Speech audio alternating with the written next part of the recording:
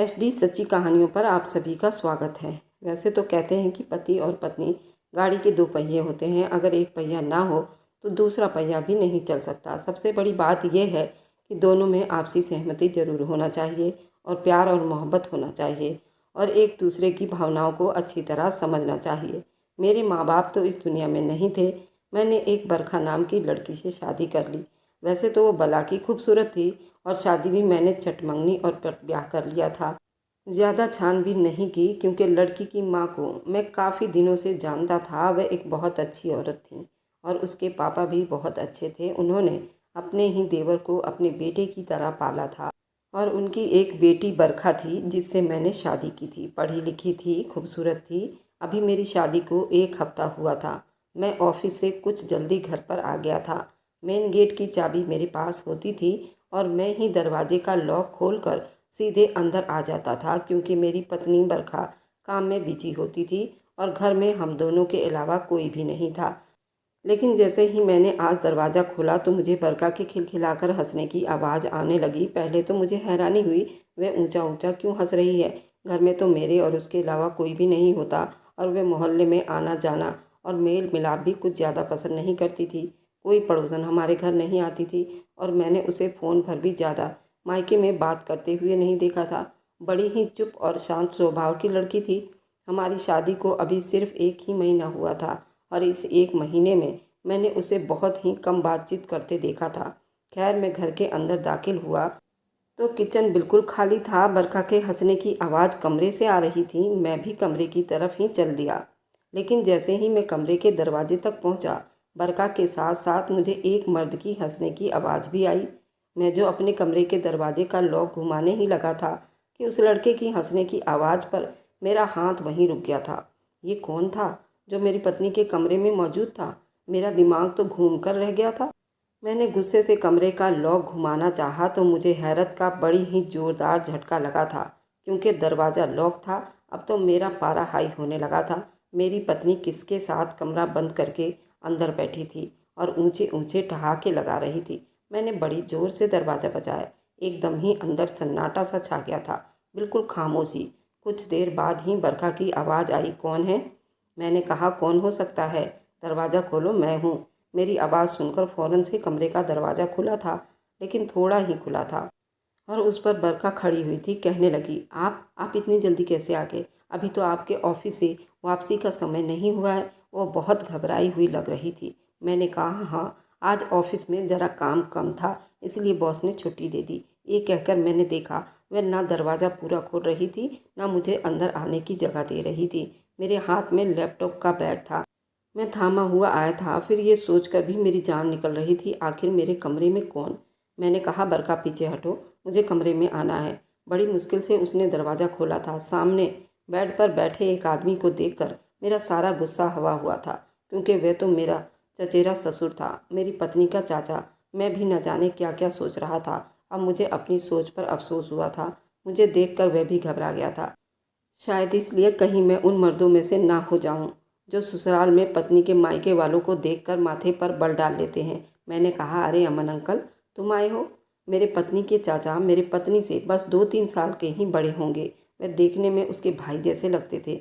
मेरे कहने का अंदाज अब बिल्कुल नॉर्मल और शांत हो चुका था। जो गुस्सा थोड़ी देर पहले मुझ पर चढ़ा हुआ था वह झाग की तरह बैठ गया था। वे फ़ौरन से खड़े होकर मेरी तरफ आ रहे थे, हाथ मिलाने के लिए। मैंने उनसे हाथ मिलाया और कहा, बैठो बैठो, तुम कब आए? मेरे सवाल पर जवाब देने के बजाय वह बरखा की तरफ देख रहा था। बरखा कहने लगी, बस अभी अभी आए हैं, आपके आने से कुछ देर पहले ही। मैंने कहा, तो ठीक है, इसमें इतना घबराने की क्या ज़रूरत है? फिर मैंने बड़े अपनेपन से अमन चाचा के कंधे पर हाथ रखा। मैंने कहा, तुम्हारी भतीजी का घर है भाई, क्यों परेशान हो रहे हो? फिर मैंने बरखा से कहा, अपने चाचा जी को खाना वाना तो खिला दिया है ना कि नहीं, या बस बातों से ही उनका दिल भरना चाह रही हो? बरखा भी मेरे नॉर्मल व्यवहार को देखकर अब कुछ रिलैक्स हो चुकी थी। अमन का भी रुका हुआ सांस बाहर हुआ था। मैंने खाना उन दोनों के साथ ही खाया था। अमन चाचा खाना खाते ही घर से चले गए। मैंने बरखा से कहा कि तुम्हारे चाचा अगर घर आए थे तो कमरे में छुपकर क्यों बैठे थे? घर में तुम्हारे अलावा तो कोई नहीं था, फिर कमरा बंद करने के भला क्या ज़रूरत थी? मैंने ये बात यूं ही आम से अंदाज में कही थी, लेकिन बरखा तो यूं परेशान हुई जैसे मैंने न जाने उससे क्या पूछ लिया हो। हकलाते हुए कहने लगी, बस मैं और अमन, अमन और मैं। शायद उसे समझ नहीं आ रहा था कि बात कैसे बनाए। अगर अमन की जगह बरखा का कोई और भी रिश्तेदार होता तो शायद मैं शक करता, क्योंकि मेरी पत्नी की बदहवासी और घबराहट और माथे पर चमकने वाला पसीना और मुझसे बार बार नज़रें चुराना मुझे शक में डाल रहा था। लेकिन मैं शक कर ही नहीं सकता था, क्योंकि अमन मेरी पत्नी का चाचा था और एक चाचा और भतीजी का रिश्ता कितना पवित्र और पाक होता है, मैं इस बात को अच्छी तरह जानता था। लेकिन जब मैं अगले दिन ऑफिस से वापस आया, तब भी मेरी पत्नी का चाचा अमन मेरे घर में मौजूद था और वैसे ही कमरा बंद था और अंदर से लॉक था। ये तो अब रोज़ का रूटीन बनता जा रहा था। अमन का रोज़ रोज़ मेरे घर आना मुझे पसंद नहीं था। एक दिन तो मैंने अपनी पत्नी बरखा से कह दिया था कि अमन रोज़ रोज़ हमारे घर क्यों आ जाता है। मेरे कहने पर वो कुछ परेशानी का शिकार हुई थी। कहने लगी, शादी से पहले हम दोनों का समय एक साथ ही गुजरता था। उन्हें मेरी आदत है, क्योंकि मेरी माँ ने उन्हें अपने बेटे की तरह पाला था और मुझे उनकी अब इतनी जल्दी तो आदत नहीं बदल सकती। लेकिन धीरे धीरे वे खुद बहुत पीछे होते जाएंगे। मैंने सोचा उसकी बात तो बिल्कुल ठीक है, क्योंकि मेरी पत्नी अपने माँ बाप की इकलौती औलाद थी और उसके चाचा भी उसके हम उम्र थे, तो वह दो ही चाचा भतीजी और कोई तीसरा बहन भाई नहीं था। इस तरह उनका एक दूसरे के साथ अटैच होना तो एक नेचुरल सी बात थी। मैंने कहा, कोई बात नहीं। यहाँ तक तो बात मुझे भी समझ आती थी, लेकिन बंद कमरे में मेरी पत्नी और उसके चाचा का होना मुझे अजीब सा लगता था। और उस पर दरवाजे का लॉक भी होना, कभी कुंडी का लगा होना, कुछ अजीब था। एक बार तो जब मैंने देखा, मेरा दिल बेचैन सा हो गया था। आज भी मैं ऑफिस से जल्दी वापस आ गया था। न जाने क्यों मेरा दिल अब ऑफिस में नहीं लगता था। घर में मैं और मेरी पत्नी अकेले होते थे और मेरी माँ जिंदा भी नहीं थी और पापा तो अब बाहर विदेश में अरब कमाने गए थे।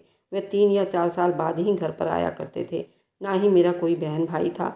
मेरे दोस्त वगैरह थे, लेकिन मेरी पत्नी वहाँ पर जाना पसंद नहीं करती थी।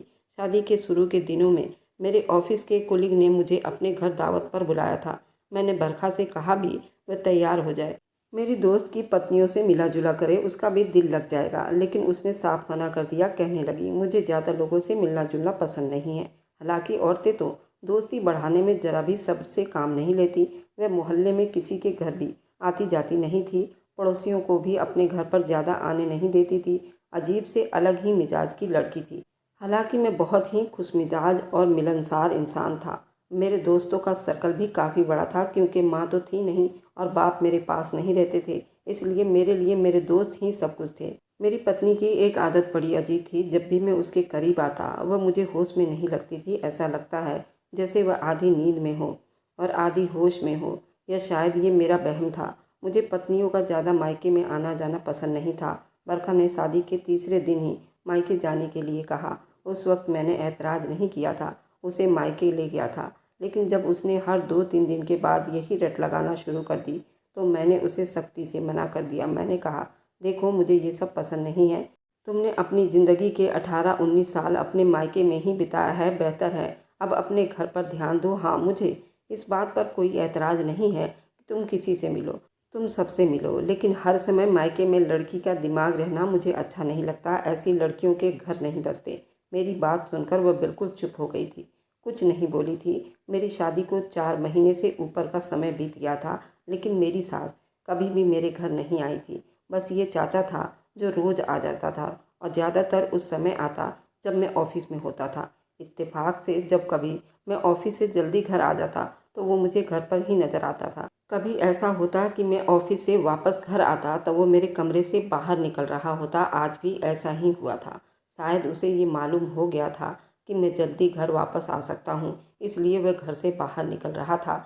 जब मैंने घर के अंदर दाखिल हुआ और मेन गेट पर चाबी लगाकर उसे खोलना चाहा, तो दरवाज़ा पहले से ही खुल गया और सामने मेरी पत्नी का चाचा खड़ा था। एकदम मुझे देखकर वह बुरी तरह से घबरा गया था। एक तो मुझे इन दोनों चाचा भतीजी के घबराने की आदत समझ नहीं आती थी। ना ही मैं कोई सख्त मिजाज था, ना ही डांट डपट की आदत थी।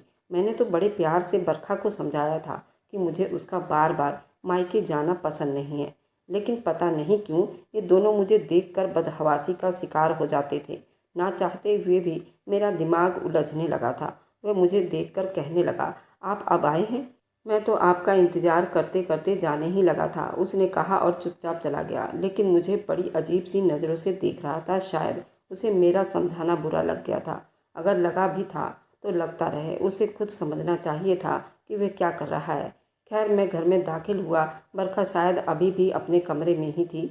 मैं भी सीधा कमरे में चला गया, लेकिन जैसे ही मैं कमरे में दाखिल हुआ मेरा दिल धक से रह गया था। बरखा वॉशरूम में थी और नहा रही थी।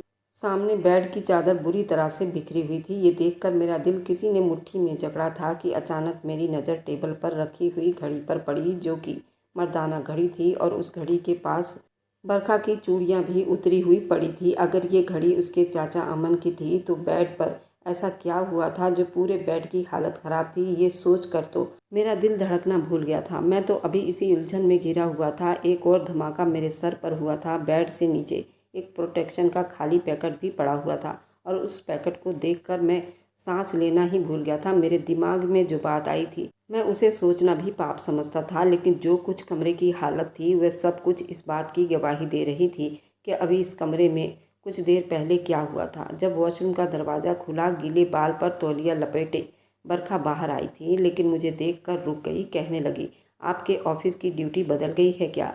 अब आप अक्सर जल्दी आने लगे हैं। मैंने उसे कोई जवाब नहीं दिया, लेकिन बेड की चादर उस पैकेट के ऊपर से अपनी नज़रें नहीं हटाई थी। बेड पर अपनी चूड़ियाँ देखकर फ़ौरन से बरखा ने अपनी चूड़ियों को देखा था, फिर चूड़ियाँ पहनने लगी। शायद उसकी नज़र अब तक उस पैकेट पर नहीं पड़ी थी। मैंने कहा, ये चादर क्यों बिखरी हुई है? तो कहने लगी, बस सफाई करने ही वाली थी। आपके आने से पहले कमरा बिल्कुल साफ़ रखती हूँ। आज आप जल्दी आ गए हैं, इसलिए आपको बिखरा हुआ लग रहा है। ये कहकर वह अपनी चूड़ियाँ उठाने लगी और अपनी कलाइयों में पहनने लगी। साथ ही साथ उसने उस मर्दाना घड़ी को अपनी मुट्ठी में दबोचा था।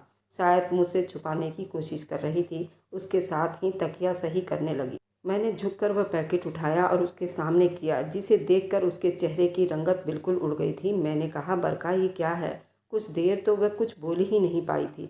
फिर कहने लगी, शायद रात वाला पैकेट है, मैं डस्टबिन में डालना भूल गई होंगी। मैंने कहा, लेकिन बरखा, हमारे बीच रात को ऐसा कुछ भी नहीं हुआ था। फिर ये पैकेट कहाँ से आया? कहने लगी, ओफो अजय, आप तो बाल की खाल निकालते हैं। रात को नहीं हुआ था, लेकिन उससे पिछली रात को तो हुआ था। शायद बेड के नीचे चला गया होगा और अब चप्पलों के साथ इधर उधर कहीं से कहीं चला गया होगा। कमरे की सफाई नहीं हुई है तो पैकेट भी कमरे के अंदर ही पड़ा है। मुझे उसके जवाब से संतुष्टि नहीं हुई थी। फिर मैंने कहा, तुम क्या कर रही थी? कहने लगी, कुछ भी तो नहीं, बस यही सोच रही थी कि नहाने के बाद कमरे की सफाई करूँगी। बस खाना बनाया था तो गर्मी लग रही थी, इसलिए सोचा पहले नहा लूँ। मैंने पूछा कि आज अमन आया था? ये सवाल मैंने जानबूझकर किया था। हालांकि मुझे पता था कि वह आया था, क्योंकि वह तो मुझे गेट पर ही मिल गया था। लेकिन उसके सवाल ने मुझे हैरान कर दिया था, क्योंकि वह ना में सर हिला रही थी। कहने लगी, नहीं, वह तो नहीं आया था। भला वह रोज़ क्यों आएगा? मैं तो उसका जवाब सुनकर ही अपनी जगह जम सा गया था। वह मुझसे क्यों झूठ बोल रही थी? मैंने उसे गेट पर खुद देखा था। शायद बरखा को यही लगा होगा कि मैं अमन के जाने के बाद ही घर में दाखिल हुआ होऊंगा। मैंने जानबूझकर बरखा को यह नहीं बताया कि मैंने उसे बाहर गेट पर मिल चुका हूँ। वह मुझसे कहने लगी, आपके लिए खाना लगाती हूँ, आपको भूख लगी होगी। लेकिन मेरी तो सारी भूख मर चुकी थी। मेरा दिमाग साए साए कर रहा था। जो बातें मैं सोचना भी नहीं चाहता था वो मेरे दिमाग में घूमने लगी थी। लेकिन जब मैंने बरखा और अमन के रिश्ते के बारे में सोचा तो मुझे अपनी सोच पर ही अफसोस होने लगा था। लेकिन मैं ऐसा सोचने पर मजबूर हो रहा था। जाहिर में तो मुझे ऐसा कुछ नज़र नहीं आ रहा था। मेरा दिल बुरी तरह से परेशान हो चुका था। एक बार मैं ऑफिस जाने के लिए घर से निकला ही था तो मेरे सामने वाले घर में रहने वाला पड़ोसी भी उस समय घर से निकला। मेरी उससे अच्छी हाय हेलो थी। मुझसे कहने लगा, अगर तुम बुरा ना मानो तुमसे एक बात कहूँ। मैंने कहा कि बुरा मानने वाली क्या बात है? तुम्हें जो कहना है वह कह सकते हो। कहने लगा, तुम्हारे घर से जाते ही कुछ देर के बाद एक लड़का तुम्हारे घर पर आता है और फिर तुम्हारे ऑफिस से आने से पहले वह चला जाता है। ये सुनकर मुझे बहुत हैरानी का झटका लगा था। तो क्या अमन मेरे घर से निकलते ही फ़ौरन आ जाता था? इतने घंटे वह आखिर करता क्या था? खैर, मैंने उस आदमी को तो कह दिया था कि हाँ, वो मेरा चचेरा ससुर है, और मैंने ही उसे कहा है कि उसकी भतीजी अकेली होती है तो वो आ जाया करे। मेरी बात सुनकर उसने हैरत का इजहार किया और फिर बात बदल दिया। तो ये सोचकर परेशान था कि आखिर अमन इतने घंटे घर में करता क्या है?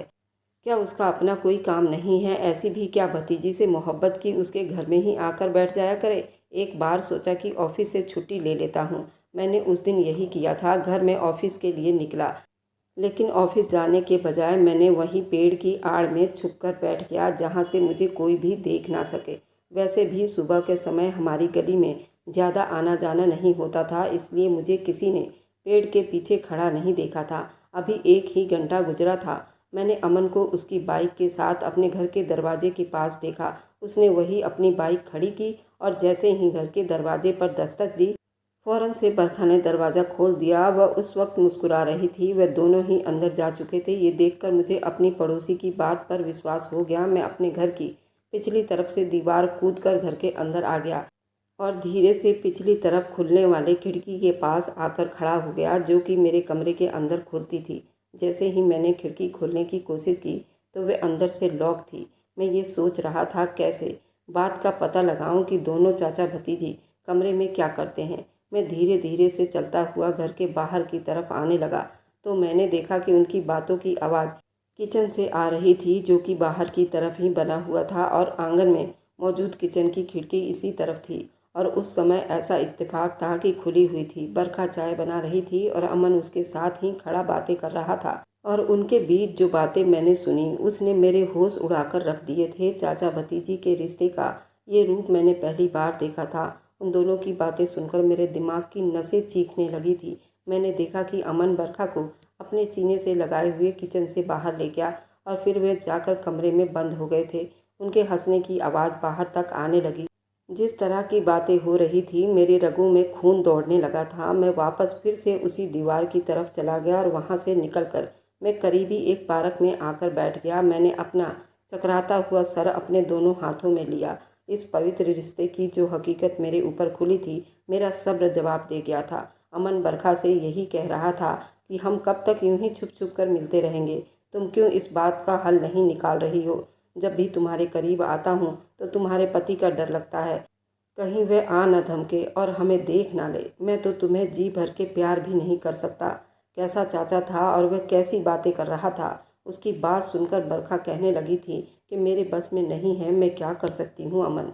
अमन कहने लगा, मुझे रात में नींद नहीं आती जब ये सोचता हूँ कि वह कमीना तुम्हारे पास होगा। मुझे ये सब बर्दाश्त नहीं होता। वह कहने लगी कि मैं रात को नींद की दवा ले लेती हूँ ताकि जो कुछ भी हो वो मेरे होश में ना हो, इसलिए मैं उसे रोक तो नहीं सकती। जब वो मेरे करीब आता है तो मुझे उससे बहुत घिन महसूस होती है। मैं उसे अपने होश हवास में अपने करीब आने नहीं देना चाहती, इसलिए उसके कमरे में आने से कुछ देर पहले ही मैं नींद की गोलियां खा लेती हूँ और जब तक वो मेरे करीब आता है मैं कुछ कुछ नींद में चली जाती हूँ। मैं ही जानती हूँ उस समय कैसे गुजरती हूँ। इससे पहले कि बरखा कप में चाय डालती, अमन ने उसका हाथ पकड़ा और उसे किचन से बाहर ले जाकर मेरे कमरे में ले गया।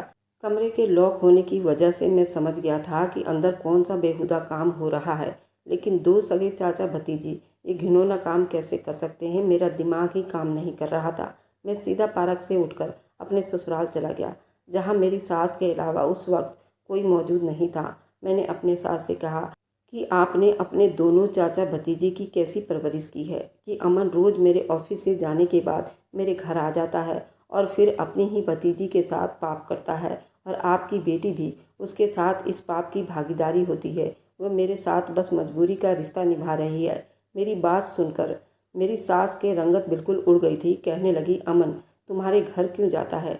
मैंने कहा, ये तो आप अच्छे से जानती होंगी। मेरी बात सुनकर वह अपना सर पकड़कर बैठ गई और फूट फूट कर रोने लगी। कहने लगी, सच्चाई ये है कि अमन मेरा सगा देवर नहीं है, मैंने उसे पाला है। मैंने अपनी बेटी के बाद दोबारा माँ नहीं बन सकी थी। मेरा पति मेरे देवर को किसी फुटपाथ से उठा लाया था और उन्होंने ये बताया कि ये बेटा मेरे पापा की आखिरी निशानी है। वह इसलिए ताकि मैं उससे कोई सवाल जवाब ना करूं। और मेरे अभी तक कोई बच्चा नहीं हुआ था तो मैंने बड़ी शौक से उसे पाला था। उसे 3 साल पालने के बाद ही मेरी बरखा पैदा हो गई थी, लेकिन ये सुनकर मुझे भी बुरा लगा था। मैंने कहा कि मैं जानता हूँ कि वह आपका सगा देवर नहीं है।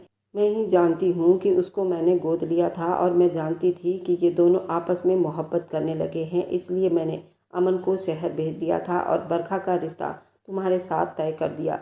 लेकिन मैं जानती थी अगर ऐसा हो गया तो मैं बदनाम हो जाऊंगी, इसलिए मैंने अमन को बहाने से दूर शहर भेज दिया और बरखा का मोबाइल भी छुपा लिया और तुमसे शादी के लिए जल्दी करने लगी।